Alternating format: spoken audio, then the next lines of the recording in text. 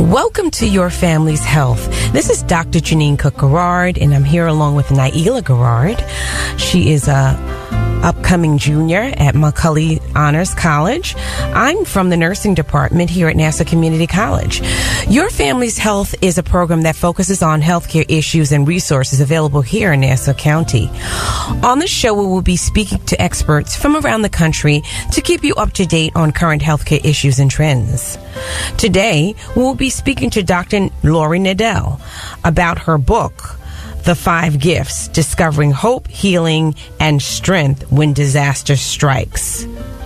So if you want to know more about how to stay healthy in Nassau County, stay tuned. Welcome to our show, Dr. Nadel. Thank you for having me as your guest. I really appreciate it.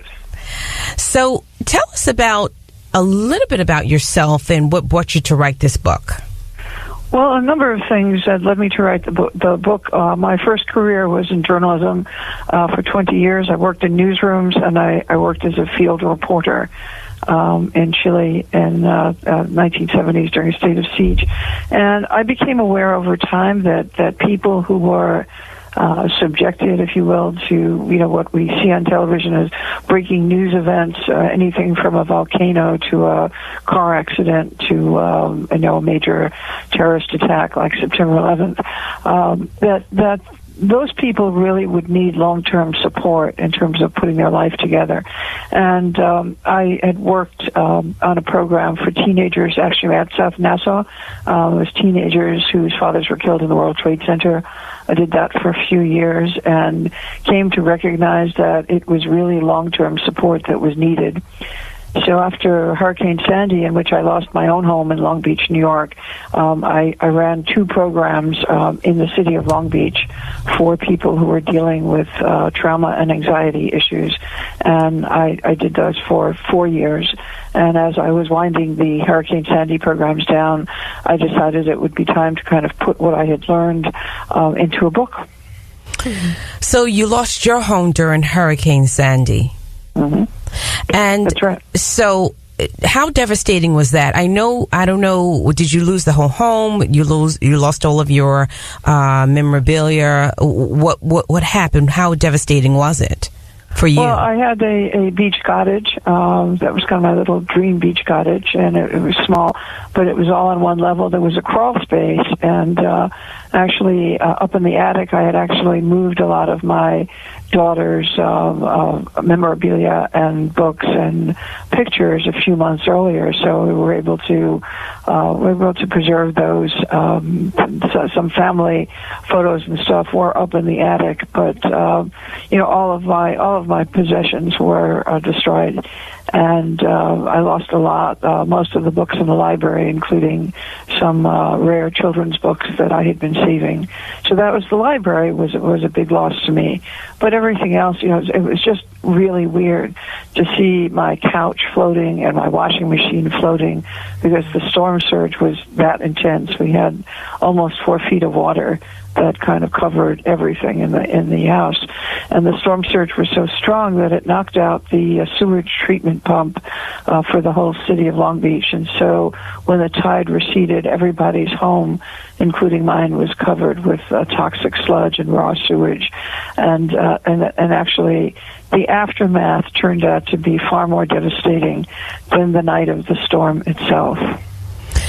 So, Dr. Laurie, when you have experienced such a catastrophic loss like this, it involves, I can imagine, emotionally, physiologically, spiritually, you are really distressed.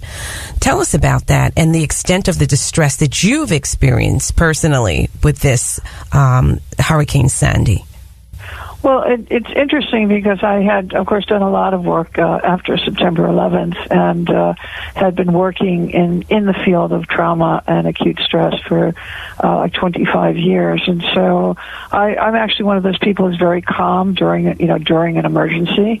That's why I did so well, in the news business. I when people would get, like very hysterical about deadlines and stuff, I would get very calm. So, the actual event itself was a time when I kind of pulled in on all my spiritual knowledge, if you will, everything that I'd learned from 30 or more years of meditating and practicing Buddhism. And I actually saw it as a teaching on impermanence, and that everything in this life, is impermanent. Things rise and they pass, and that's just the flow of life. So I felt this serenity at the time that the storm came in. But the aftermath, as I tell people, the event itself is like the first scene in a disaster movie that goes on and on and on. And the help cycle lasts about 2 to 3 months. And then people start saying, "What's wrong with you? Aren't you over it yet?" Because the story is no longer on the screen. And recovering for the long haul, emotional recovery takes 3 to 5 years for most people. So I was kind of well equipped, if you will, mentally and spiritually. What I found particularly disturbing over time were the lies and the attempts to extort money, the unscrupulous vendors, the government changing rules, the bank that holds your mortgage seizes your insurance settlement check, and then they play all these games with you to harass you into basically giving up so that they can hold on to your money. They were very nasty. Mm-hmm. I'm not talking just to me, because what I found, actually, I discovered the 5 gifts, or I received the 5 gifts while I was meditating during a particularly disturbing series of events months after Hurricane Sandy. And while I was meditating, I heard an inner voice. It was very peaceful, and it whispered, humility, patience, empathy, forgiveness, growth. These are the 5 gifts that will help you heal and recover.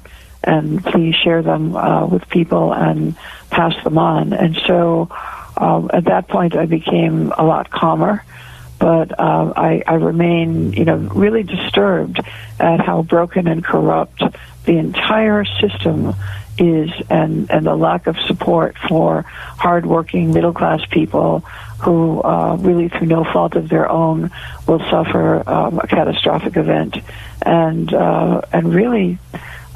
really be subjected to some pretty horrific treatment by institutions that theoretically are supposed to be there to support us.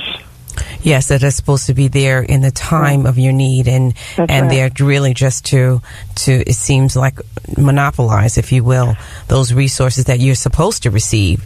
You did not receive for whatever purpose. Nyla, you have a question? Hi, Dr. Laurie. Oh, hi. How are you? Hi. Hi. So you were talking about the government response and how it's inadequate in certain areas that are facing coastal vulnerability.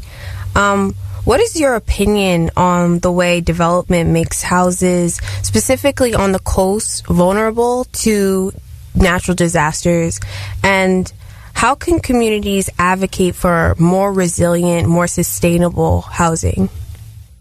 Well, I think that's not a subject that I cover at all in the book, and it's really not something that I have any knowledgeable opinion on. So, development obviously there need to be regulations in place. After the storm, there have been a lot of houses that have been raised so that they are more hurricane safe in the event, when the next big storm happens.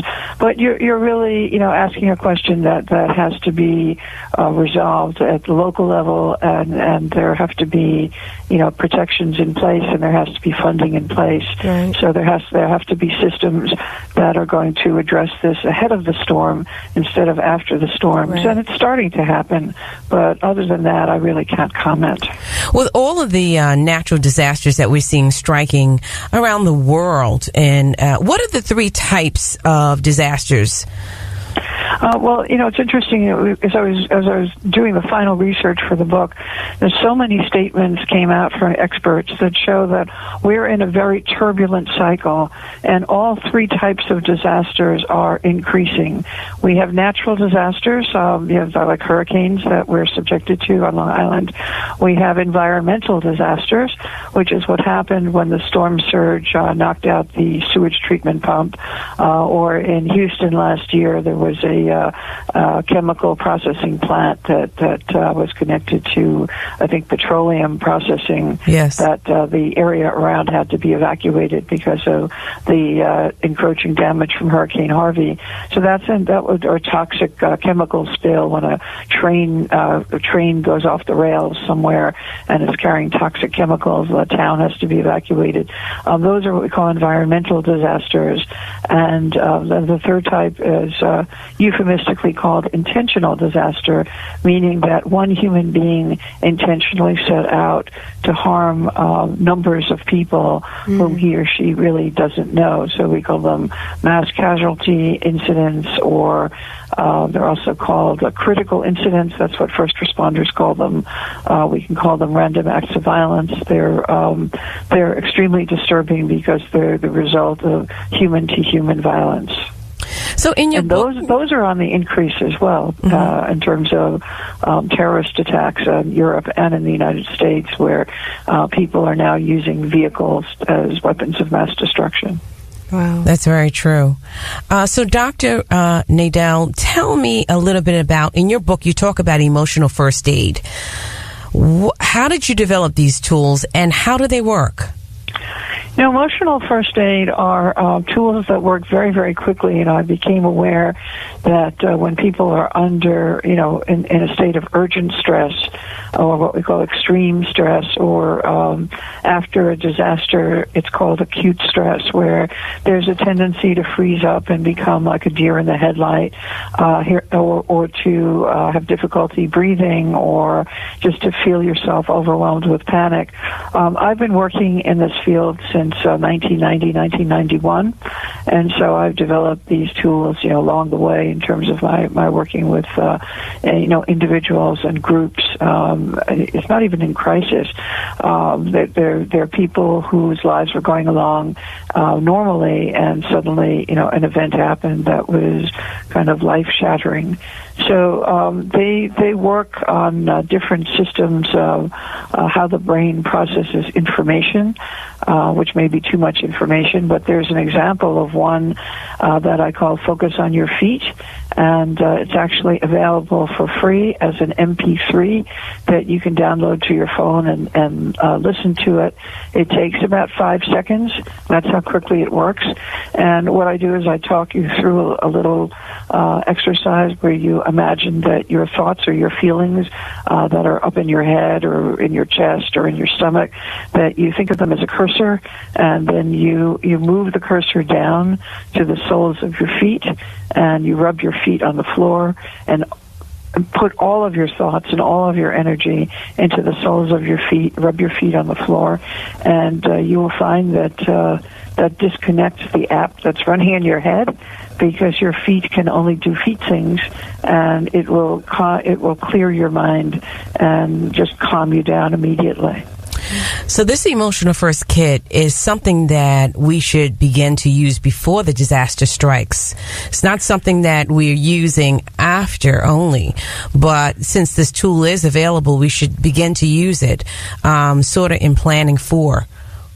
Well, I recommend that, when you're preparing your Go Kit, which anyone who lives in a storm prone area, actually all of us should have an evacuation plan and a kind of grab and go kit that includes things like flashlights and batteries and water. I recommend that you have a few pictures that you can place around you wherever it is you're going to be sleeping. If you're at a friend's house, if you're displaced, if you're in a shelter, a few pictures, a couple of objects that that give you comfort. Like I have an old analog alarm clock, a little pocket alarm clock, and when I bring it with me, I could sleep on the floor, I could sleep on the table, and I have done. I mean, I find that just that one, like just looking at that will make me feel like it gives me a sense of home. Pack some comfort food. I mean, I'm not saying that you should binge, but sometimes having something, salty or crunchy or sweet or whatever it is you like, it can be healthy. It could just be something that you like to grab and go, because that, will help to take the edge off during the height of the storm and when you're displaced. Also, please pack a lot of Ziploc bags. I mean, just throw a box of Ziploc bags and keep it in your car and keep one in your go kit, because when